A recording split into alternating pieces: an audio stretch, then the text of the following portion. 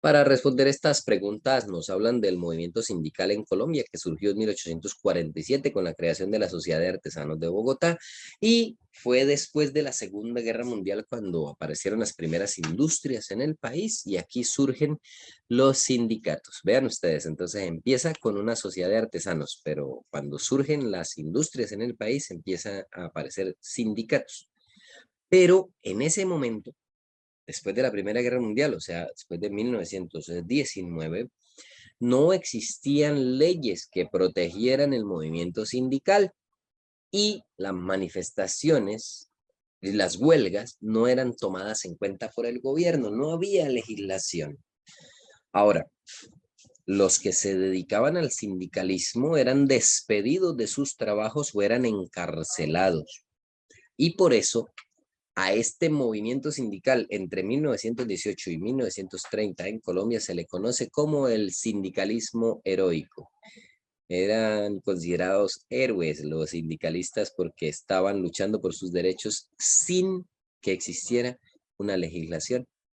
A lo largo de la historia, nos dicen aquí que los cambios en la legislación laboral han influido en los movimientos sindicales, en la estructura del movimiento, en el poder de negociación que tienen estos movimientos, en el impacto sobre el desarrollo económico de los países y, obviamente, el impacto sobre el bienestar de los trabajadores. Ahora sí, vamos a responder.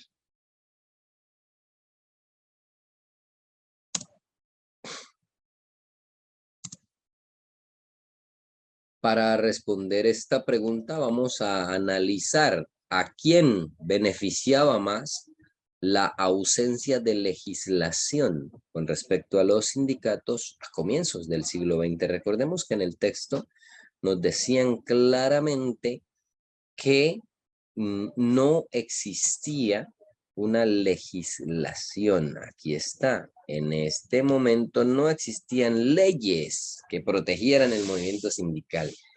No había legislación. ¿A quién beneficiaba más?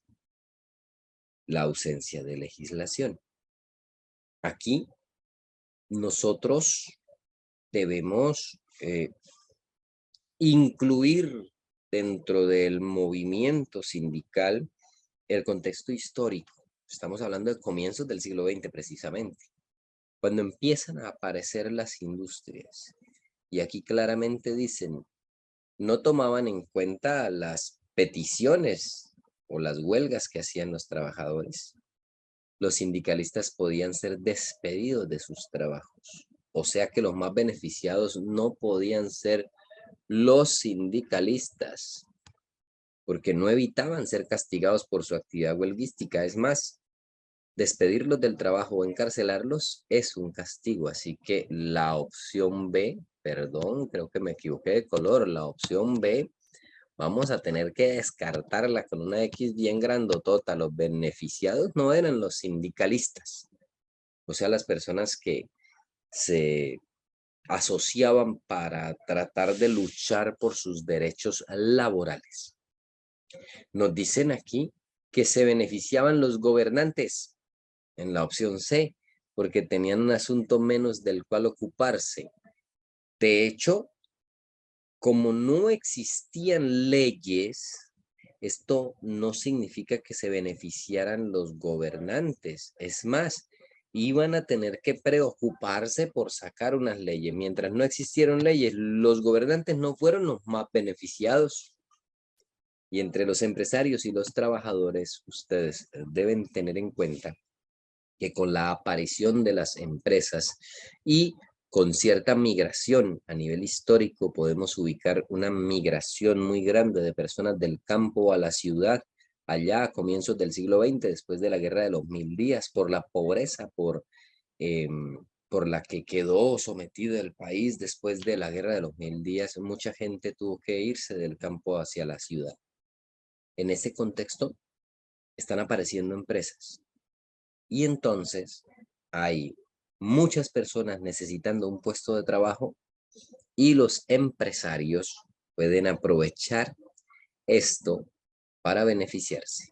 Así que los más beneficiados cuando no hay ley no son los trabajadores, como dice la opción D, porque negociaban los salarios directamente con el empleador. Es cierto que los negociaban, pero no son beneficiados los trabajadores cuando hay demasiadas personas aspirando a tener un trabajo y muy pocos puestos. Por eso en Colombia actualmente hay una legislación para los sindicatos, porque gracias a esas leyes se han dado una serie de derechos y los empresarios asumen muchas veces una serie de responsabilidades a favor de los trabajadores que se han logrado gracias al sindicalismo. Así que en ese tiempo, cuando no había legislación, cuando no habían leyes, para el sindicato, los más beneficiados, o bueno, los beneficiados eran los empresarios. ¿Por qué? Porque pueden imponer sus condiciones a la hora de contratar trabajadores. Cuando hay mucha gente buscando trabajo y pocos puestos de trabajo, pues la persona que ofrece los puestos de trabajo, o sea, el empresario puede decir, yo lo contrato, pero su merced no se me va a juntar con ese grupo de gente que vive por allá haciendo huelgas. Puede imponer sus condiciones.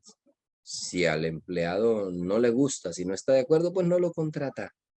Así que el más beneficiado es el empresario. Y si alguien se sindicaliza, puede echarlo. Nadie lo va a reclamar por haber echado al sindicalista, porque no hay leyes al respecto. Si marcaste la opción A, marcaste la respuesta correcta.